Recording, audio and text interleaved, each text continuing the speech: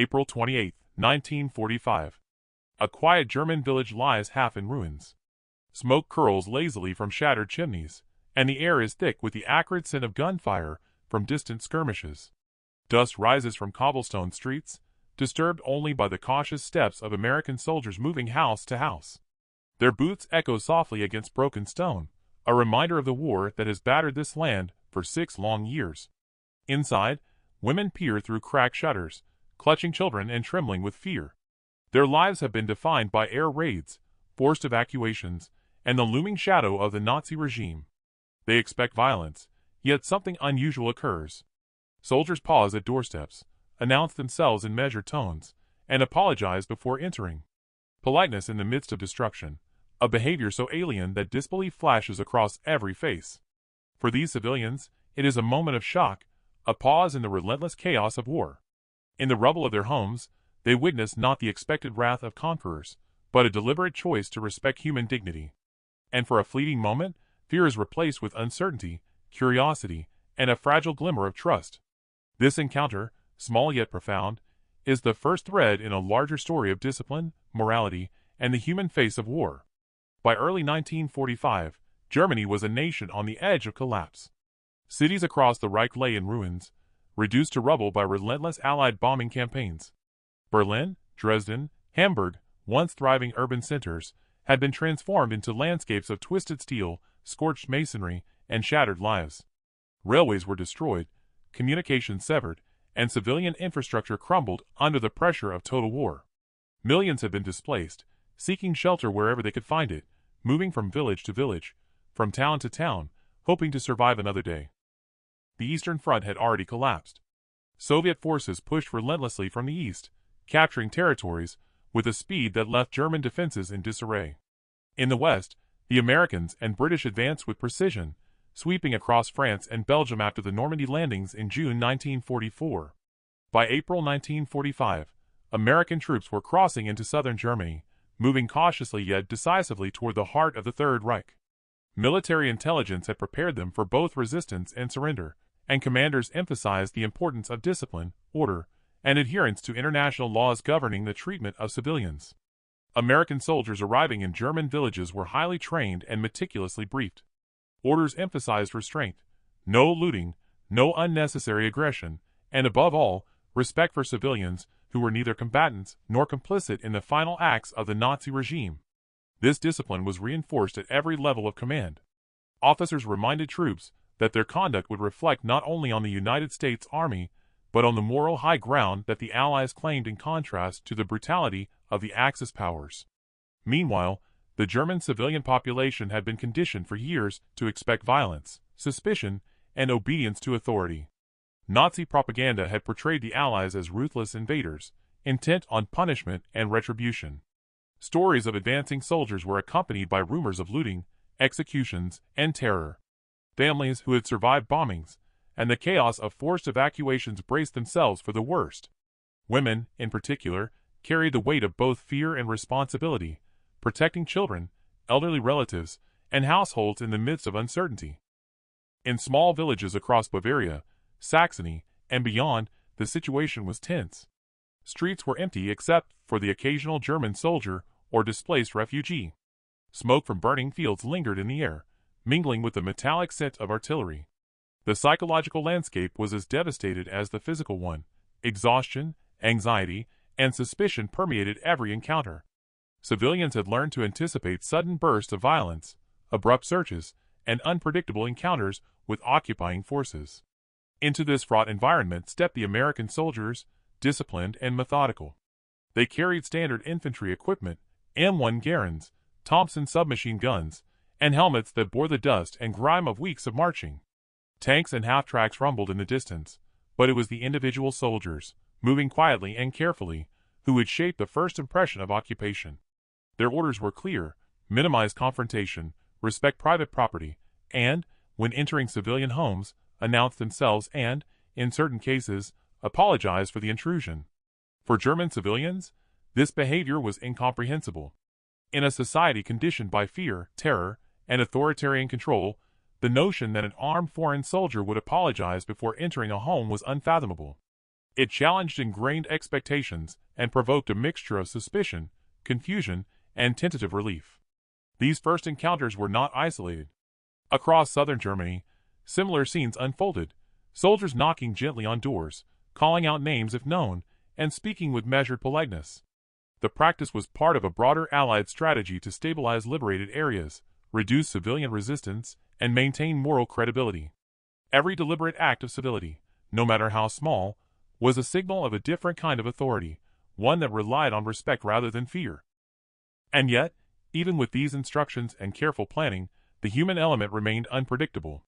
Civilians reacted differently in each village, influenced by prior experiences, local culture, and the proximity of war. Some welcomed the soldiers, cautiously curious; others remained frozen in fear, unsure whether civility masked hidden danger. In every case, the underlying tension highlighted the profound contrast between expectation and reality, the collision of a disciplined, humane military force with a populace accustomed to oppression and terror. This moment, seemingly minor, was the prelude to a series of encounters that would define the closing days of the war for German civilians. It illustrates not only the power of restraint and moral conduct in warfare, but also the psychological complexity of occupation, trust, and human behavior.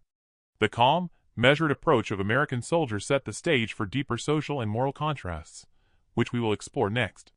By late April 1945, the German war effort was unraveling rapidly. The Wehrmacht was in full retreat on all fronts, supplies were nearly exhausted, and command structures had collapsed under the relentless pressure of Allied advances. Cities had become symbols of devastation, rubble-strewn streets, bombed-out factories, and skeletal remains of homes where families had once lived. The civilian population, long subjected to propaganda and coercion, now faced a stark reality. The war was ending, but the uncertainty of liberation carried its own fear. For German women, the war had been a prolonged ordeal. They had survived air raids, forced labor programs, and the absence of men conscripted into the military. They had endured rationing, displacement, and the constant threat of violence. Psychological fatigue had become a silent companion, shaping daily life and interaction. Many had internalized a belief that all soldiers, especially those advancing into German territory, represented danger, revenge, and retribution. It was against this backdrop that American soldiers approached homes, knocked on doors, and announced themselves before entering. The culture of Nazi Germany had created a unique civilian mindset. Authority demanded obedience, and fear enforced compliance. Propaganda had depicted enemy forces as cruel and merciless, ensuring that civilians anticipated violence rather than protection. When American troops arrived with formal greetings and apologies for the intrusion into private homes, it was a profound shock. This was not merely an unexpected behavior, it was a direct challenge to the expectations that had been instilled for years. Civilians were forced to reconcile the image of the enemy as brutal invaders with the reality of soldiers conducting themselves with discipline and respect. From a military perspective, these encounters were carefully orchestrated. The Allied command recognized that winning the war on the battlefield was only half the challenge. Stabilizing occupied territories required winning the trust, or at least the cooperation, of civilians. Soldiers were trained to exercise restraint, to communicate clearly, and to avoid unnecessary confrontation. This approach reflected the lessons of previous occupations and the emerging understanding of modern warfare. Civilian support could be decisive, and humane conduct could prevent cycles of resentment and resistance. American officers often issued specific instructions regarding civilian interactions. Patrols were briefed to identify households carefully, announce themselves clearly, and maintain composure even in the face of suspicion or hostility. Apologies before entering were not a mere formality. They were a tactical and ethical decision meant to minimize panic and signal that the soldier's presence was governed by law, order, and military discipline rather than vengeance. In villages like those scattered across southern Bavaria, the result was startling. Women who had prepared themselves for violence now encountered gestures of politeness. Soldiers would stand at doorways, helmet in hand, speaking in calm, measured tones. Apologies were offered for any intrusion into private spaces, and care was taken to ensure that children and elderly residents were unharmed. These actions, though simple, disrupted ingrained expectations and created moments of dissonance. Civilians were uncertain whether to trust, fear, or simply observe. The broader geopolitical situation also influenced these interactions. The United States and its allies were not merely liberating territory. They were projecting a moral example, contrasting their disciplined behavior with the atrocities committed by the Nazis. The meticulous conduct of American soldiers served as both propaganda and practical strategy, demonstrating that military power could coexist with ethical responsibility. For German civilians, this was an entirely new paradigm. Politeness, apology, and restraint were alien concepts in a society where fear had dominated daily life for over a decade. Moreover, these encounters revealed a clash of cultural expectations. German society had emphasized rigid hierarchy, obedience, and the primacy of authority. Civilians were trained to expect that military personnel would act without hesitation, often harshly, toward those perceived as inferior or complicit. The American soldiers' actions disrupted this worldview, showing that military authority could coexist with compassion and respect. The result was confusion, disbelief, and, in many cases, cautious relief. These initial interactions laid the groundwork for a more profound understanding of occupation, ethics, and human behavior. They would shape the final days of the war in Germany, influencing how civilians perceived foreign troops and how soldiers interpreted their own roles in a war that demanded both discipline and humanity. As these encounters continued, the contrast between expectation and reality became increasingly apparent. The stage was set to explore the multiple angles of this extraordinary moment: the human reactions, tactical reasoning, leadership decisions, moral implications, and psychological impact that would define the closing chapter of the European conflict. The reactions of German civilians, particularly women, to the behavior of American soldiers were immediate and profound. For years, they had lived under the constant pressure of fear. The war had stripped homes of security, leaving families exposed to air raids, forced evacuations, and the unpredictable brutality of soldiers. In this environment, trust was scarce, and survival depended on anticipation of violence. When American troops arrived, announcing themselves and apologizing for entering homes, the reaction was one of disbelief. Women froze in doorways, children clutched skirts or shied behind furniture, and elderly residents stared, unsure whether civility masked hidden danger. Diaries and testimonies from the period reveal a mixture of fear, curiosity, and a cautious recognition that not all occupiers were agents of harm. These small acts of politeness disrupted the psychological expectation of war. They were human moments of grace in an otherwise violent landscape. The act of apologizing, simple though it seemed, created a fragile bridge between conqueror and civilian, a moment of unexpected empathy that contrasted sharply with the years of trauma endured under the Nazi regime. From a tactical perspective, the American approach was deliberate. The end of the war in Europe required more than advancing troops. It demanded strategic interactions with civilian populations. Orders emphasized minimizing unnecessary confrontation to prevent uprisings, looting, or resistance that could hinder progress. By treating civilians with courtesy, soldiers reduced the likelihood of panic and ensured smoother occupation of towns and villages. These procedures were carefully calculated. Apologizing before entering homes, while seemingly minor, served as a form of psychological operations. It reassured civilians, created compliance, and projected authority without aggression. Soldiers were briefed to maintain discipline at every step, understanding that civilian perception could influence both immediate security and long-term occupation success. This measured behavior was part of a broader military philosophy. Power wielded with restraint could achieve more lasting results than force alone, and a well-managed occupation could prevent unnecessary casualties and chaos in the war's final days. American officers played a critical role in shaping these civilian interactions. Commanders issued strict orders, reminding troops that their conduct reflected not only military efficiency, but the moral stance of the Allies. Leaders emphasized restraint, careful communication, and the avoidance of acts that could be interpreted as revenge or arrogance. For officers, the objective was twofold: maintain the integrity of the Army's discipline and reinforce the ethical framework that differentiated Allied forces from the destructive regime they were overthrowing. This leadership style trickled down to every patrol and squad, ensuring uniform behavior across villages. Soldiers internalized these directives, knowing that each polite greeting and measured apology served as both a tactical tool and a moral statement. Leadership, in this case, was not merely about command. It was about shaping perception, guiding ethics, and influencing human interactions at the most immediate level.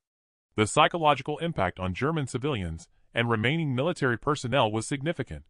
Many women, conditioned by propaganda and past experiences, expected hostility and aggression. The American display of courtesy created cognitive dissonance. The enemy, long depicted as ruthless and merciless, was behaving in ways that contradicted every warning they had received. For civilians, this dissonance produced disbelief, cautious relief, and in some cases, the first glimmer of hope in months. Even German soldiers, witnessing their own compatriots' fear juxtaposed against the disciplined behavior of the Americans, experienced a subtle erosion of morale. The realization that these advancing troops were not indiscriminate agents of violence challenged existing assumptions, contributing to a quieter, less resistant civilian environment and ultimately facilitating the occupation process. These four angles, human, military, leadership, and enemy/morale, highlight the multifaceted significance of what might initially seem like minor acts, apologies before entering homes, measured politeness, and restraint. They reveal a story that is not only about war, but about psychology, morality, and the complex interplay between expectation and reality. The conduct of American soldiers in German villages was not only a matter of discipline or morality, but also intertwined with logistical and technological factors. Communications networks, though fragmented, allowed officers to coordinate troop movements with precision. Radio dispatches and field intelligence ensured that soldiers knew which areas were occupied, which homes were abandoned, and which civilians remained. This information enabled targeted, careful patrols rather than indiscriminate entry, reducing the risk of confrontation. Furthermore, the presence of mechanized units, tanks, half-tracks, and armored vehicles provided both protection and reassurance. Soldiers could approach households with the confidence that their immediate environment was secure, allowing them to focus on interaction rather than defense. In this way, technology and logistics directly facilitated humane conduct. Precision, information, and mobility allowed soldiers to act politely without compromising operational safety. The interplay of tactical technology and ethical discipline highlights how warfare in 1945 was increasingly defined not only by firepower, but by controlled, deliberate actions within complex operational frameworks. The behavior of American soldiers offers a profound reflection on the ethics of warfare. In a conflict defined by extreme violence, the choice to apologize before entering homes underscores the possibility of moral agency even amidst destruction. It demonstrates that combatants can exercise restraint, acknowledge the humanity of others, and maintain ethical standards, while still fulfilling military objectives. This philosophy of humane conduct contrasts sharply with the behavior of occupying forces in many historical conflicts, where civilians often bore the brunt of vengeance or indifference. For German civilians, witnessing soldiers act with civility challenged ingrained beliefs and invited a reevaluation of enemy and ally alike. Morality, in this sense, became a tangible force, shaping perception, trust, and the emotional landscape of war. It was a quiet assertion that power need not equate to cruelty, and that even in the final chaotic days of a devastating conflict, human dignity could be preserved. The psychological impact of these encounters was complex and lasting. German women, trained to anticipate fear and hostility, experienced a sudden rupture in expectation. The shock of civility, apologies before entering, respectful speech, careful gestures, triggered a mixture of relief, skepticism, and cautious curiosity. Diaries and personal testimonies reveal a range of responses, from tentative smiles to tears of disbelief, from careful observation to outright gratitude. This human reaction was not merely emotional but cognitive. The discrepancy between expectation and reality forced individuals to reassess their understanding of the occupying forces. The psychological effect extended beyond the immediate moment, influencing how civilians interacted with soldiers in subsequent days and weeks. Trust, once inconceivable in the chaos of war, began to emerge slowly, shaping both individual behavior and broader community dynamics. Finally, these interactions illuminated profound cultural contrasts. German society had been shaped by hierarchical structures, rigid obedience, and long-standing traditions of authority. The sudden encounter with disciplined, respectful soldiers challenged social norms and introduced a new paradigm of interaction. Civilians observed, often in silence, the courteous protocols of soldiers and the deliberate avoidance of aggression. The cultural dissonance was stark. What had been expected as hostile occupation transformed into a disciplined, ethical presence. This contrast forced communities to adapt rapidly, reevaluating preconceptions about enemy behavior, hierarchy, and authority. In some cases, These moments catalyzed broader social reflection on morality, human dignity, and the responsibilities of power, lessons that would persist far beyond the war itself. The combination of technological, moral, psychological, and cultural perspectives reveals the extraordinary significance of this historical moment. It was not merely a matter of military procedure. It was a convergence of strategy, ethics, human emotion, and societal transformation. Each angle deepens our understanding of why civilians could hardly believe what they were witnessing, and how these small acts reverberated across the final weeks of the war. The decisive moments arrived in late April 1945, as American forces pushed deeper into southern Germany. Villages along the banks of the Danube, towns nestled in the Bavarian Alps, and quiet hamlets in Franconia became the stage for encounters that would crystallize the human and moral dimensions of occupation. It was here, amid the ruins and uncertainty, that German civilians confronted the unexpected reality of the Allied advance. On April 27, in a small village near Regensburg, soldiers of the 3rd Infantry Division approached a cluster of homes cautiously. Smoke lingered from a nearby mill, charred by previous air raids. Women peered from behind doors, children clutched blankets and dolls, and the elderly sat silently, faces lined with years of deprivation and fear. The American troops halted at each doorway, announced themselves, and, in measured tones, apologized for entering. One officer, a captain of no more than 30, spoke softly to a frightened woman, explaining that their presence was necessary but meant no harm. The woman, trembling, barely understood the words, but the tone conveyed respect and humanity. It was a small, almost imperceptible moment, but for those inside, it felt monumental. Similar scenes unfolded simultaneously across Bavaria. In towns like Passau and Straubing, patrols entered homes with deliberate caution, announcing each step, showing their hands, and maintaining a respectful distance. These were not isolated acts of politeness. They were codified instructions from higher command, reflecting a broader strategy of disciplined occupation. Soldiers were aware that their actions would shape perceptions, influence morale, and, ultimately, determine the success of their advance. Every knock on a door, every apology, was both tactical and ethical, an exercise in the careful application of power. For the German civilians, the impact was profound. Women who had spent years anticipating violence now faced an alternative, civility. Their disbelief was immediate, visible in wide eyes, frozen stances, and hesitant gestures. Some whispered among themselves, questioning whether such behavior could be genuine.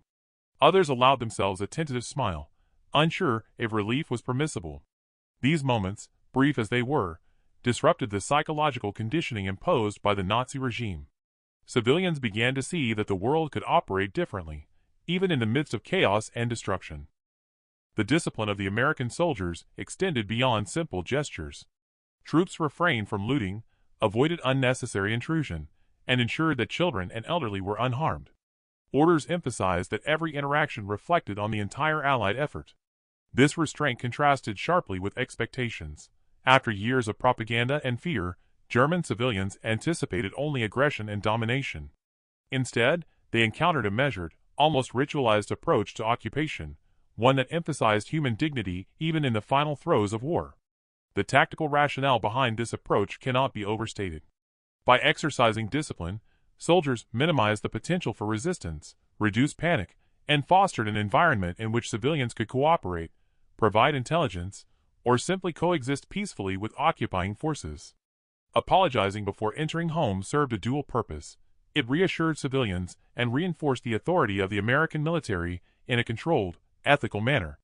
These actions created a ripple effect, spreading trust slowly from household to household, village to village, even as artillery fire and distant battles reminded everyone that the war was not yet over. In some instances, the contrast between expectation and reality sparked subtle shifts in civilian behavior.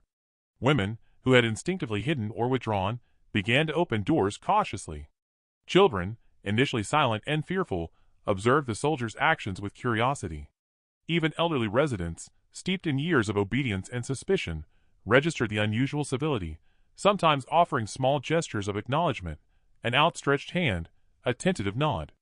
These reactions, minor though they seemed, marked a turning point in the psychological landscape of occupied Germany. Fear was beginning to give way to cautious engagement, uncertainty to fragile trust.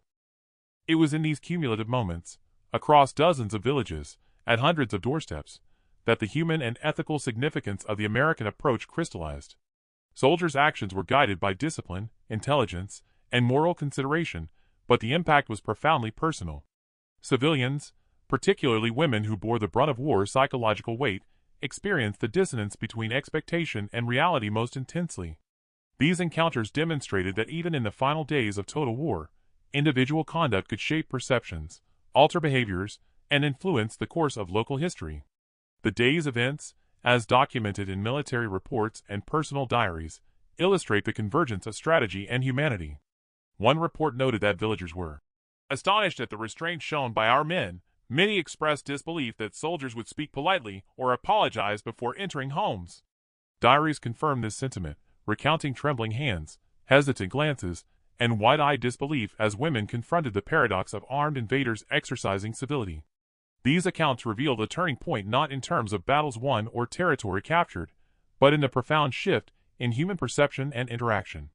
In this moment, the war's narrative expanded beyond destruction and conquest. It encompassed ethics, discipline, and the power of deliberate restraint. The soldiers' behavior did not erase the trauma of years of conflict, but it carved spaces for trust, human dignity, and the possibility of reconciliation. The shock and disbelief of German women became a lens through which we can examine the interplay of fear, morality, and authority at the very end of the European conflict. The consequences of these encounters extended beyond individual households. They would shape community behavior, influence subsequent interactions, and leave an indelible mark on the collective memory of occupied Germany. The stage was now set for the broader turning points that would define the final days of the war, where discipline, strategy, and humanity collided in ways that would reverberate long after the guns fell silent. As April gave way to May 1945, the American advance accelerated, reaching deeper into southern and central Germany. Villages that had long been isolated from the front lines suddenly found themselves hosting disciplined, polite occupiers. In towns such as Landshut, Ingolstadt, and Passau, civilians witnessed a behavior that defied every expectation. Soldiers knocking on doors with measured calm, removing helmets in respect, and apologizing for the intrusion. These encounters, repeated across countless households, became emblematic of the final turning point in the civilian experience of the European war. The psychological impact on women in particular was profound. Diaries and testimonies reveal a mixture of disbelief, cautious curiosity, and reluctant relief. One Bavarian woman recalled trembling as soldiers entered her home, only to pause, speak softly, and explain that they meant no harm. "I could not believe my ears," she wrote. "They apologized for entering, as if they were guests rather than conquerors." In a society conditioned for fear, the act of apology was almost incomprehensible. It broke the psychological script that years of Nazi indoctrination had instilled, replacing terror with a tentative engagement that required civilians to reassess their understanding of authority, power, and morality.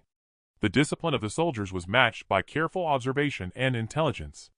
Units had access to field reports indicating where civilians remained, which homes contained vulnerable populations, and where potential threats might exist.